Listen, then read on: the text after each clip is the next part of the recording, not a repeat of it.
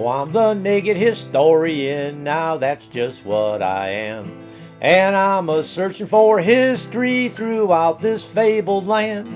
No matter what they do, no matter what they say, I'm gonna search for the history of the gal in blue and gray.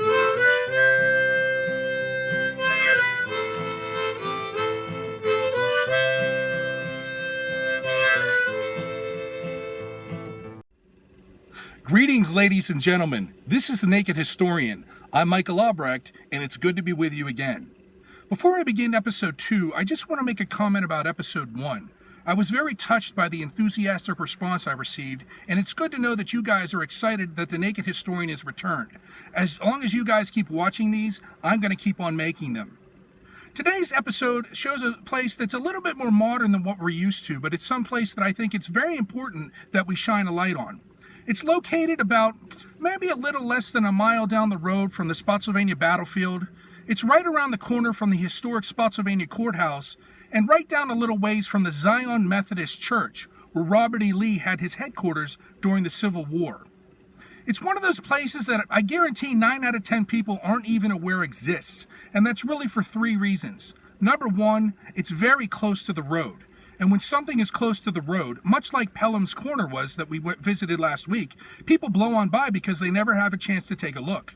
Number 2, it's got a very small sign that doesn't say very much on it. And number 3, it's a refurbished and moved building that doesn't really look that historic, even though it is. I'm talking about Spotsylvania's one-room school, or what is also known as Stubbs School. It's a very important part of local African American history, and it's something that I think is very important that they have preserved.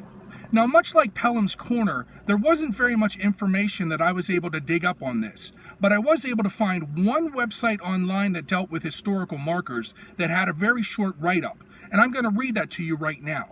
It says, Stubbs School was built in the 1930s for African American students in Spotsylvania County, Virginia. It was typical of most of the one-room schoolhouses in the county between 1870 and the early 1950s. It had no plumbing or electricity. An outhouse was in the schoolyard. An iron furnace provided heat during the cold months. The classroom was furnished with homemade desks and benches and a single slate blackboard. 15 to 30 students of grades 1 through 7 studied spelling, reading, writing, arithmetic, grammar, and geography together in one classroom. Morning started with prayer, and there were breaks for lunch, recess, and chores, like hauling water and collecting firewood throughout the school day. Stubbs School was closed for intermittent times in the late 1930s and early 1940s due to low attendance, before it was closed for good in 1943.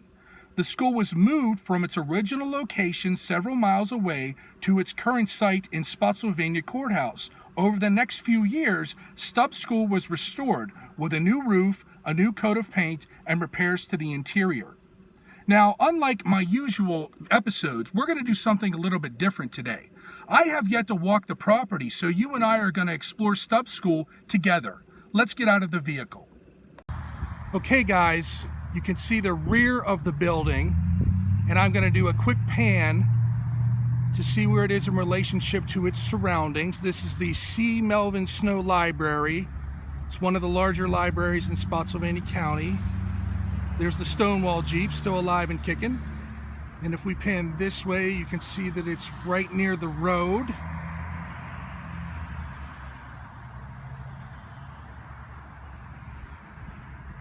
And if you look at it, it really looks like they put on a fresh coat of paint. They've done an absolute marvelous job preserving this building. It really looks brand new. So let's take a closer look.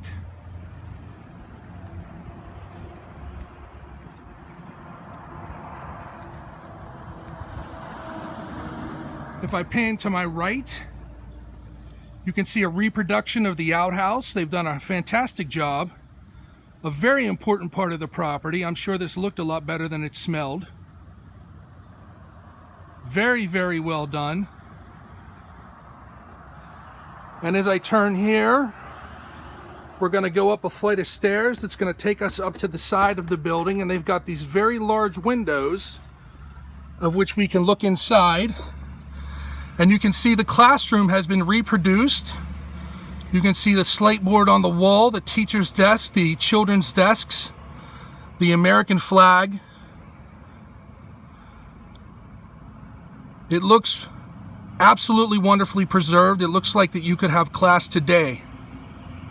Really a fantastic job. I'm very impressed.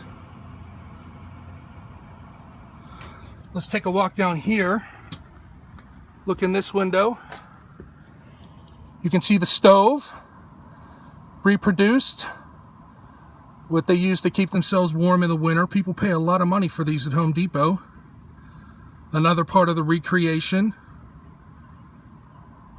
Very well done. And I'm going to just step back here so that you can see the large windows on the side of the building.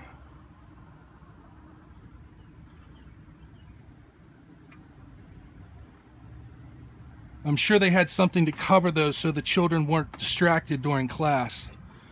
We're going to come down here. This is a handicapped ramp. I'm sure this was not here at the time. And if we come around here, we can look in this window. This looks like the entryway to the classroom.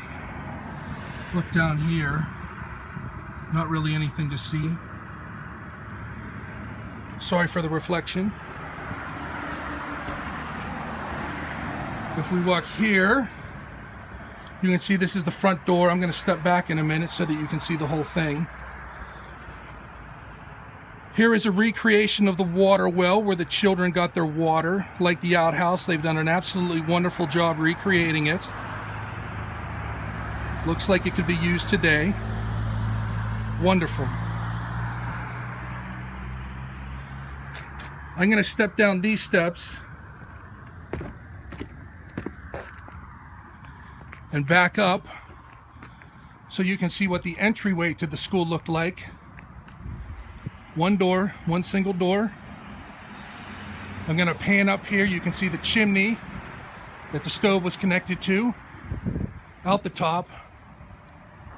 It's hard to believe they moved this building and put it back together. I mean, it's just, it looks like it standed where it was originally built. They've done just a fantastic job. I'm so impressed. As we pan down here, we can see multiple table markers.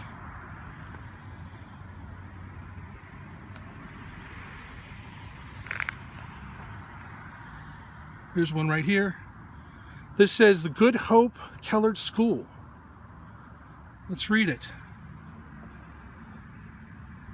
The Livingston District of Spotsylvania County had the largest number of one-room schools for African American children in the county before consolidation in the 1950s. As late as the mid-1990s, 2 of those schools were still standing, albeit vacant and in poor condition. One of those schools, the Good Hope School for Kellard children, existed as early as 1920. It was necessary even then to renovate the building, and by 1929 a new structure was complete and equipped with a galvanized roof. The school was opened in the fall of 1930 and its teacher was Lillian White at a salary of $40 per month. Enrollment was sporadic in the school over several years, necessitating its closure by the Spotsylvania School Board. It was sold at auction for $280 on April 16, 1943. The building languished for more than 40 years at its location at the intersection of Lewiston Road and Route 208 near Lake Anna. It was decided in 1996 to establish a committee to save the building by renovating it to demonstrate how a one-room school looked and operated in its time. Once renovated, it would be relocated to this location, the Marshall Center, in the center of the county for all residents and tourists to visit. The Marshall Center is the site of the original high school for white children that was built in the 1940s. Its first principal was Charles Melvin Snow, who later became the superintendent of Spotsylvania Public Schools. He was also instrumental in standardizing teacher salaries regardless of race in this county. Before the remnants of the Good Hope School could be reconstructed, the building was destroyed by fire. There was, however, another vacant one-room school nearby. It was across the road from Branch Ford Baptist Church, and in its day, it was named the Fort Kellard School. That school was renovated, relocated, and dedicated at the Marshall Center. Its architecture represents a combination of both original school buildings and thus the purpose of preserving and celebrating one-room school education for African American children is a reality for all. And here is a picture. Picture right there. And there's a picture right here. I hope you can see that.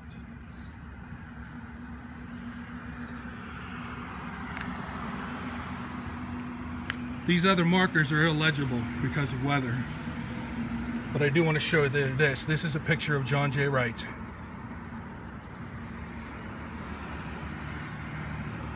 John J. Wright, a Spotsylvania County resident, graduated from Virginia Normal and Industrial Institute. Mr. Wright devoted his life to improving educational opportunities for African Americans. He was instrumental in the establishment of the last African American high school in the county, the Snell Training School, which opened in 1913.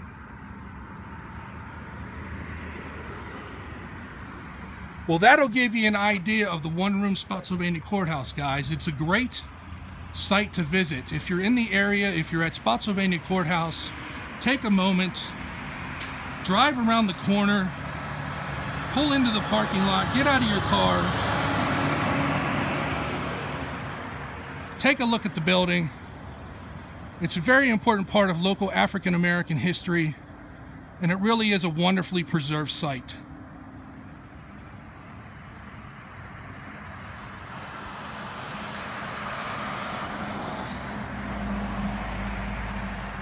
Till next time, guys, thank you and God bless.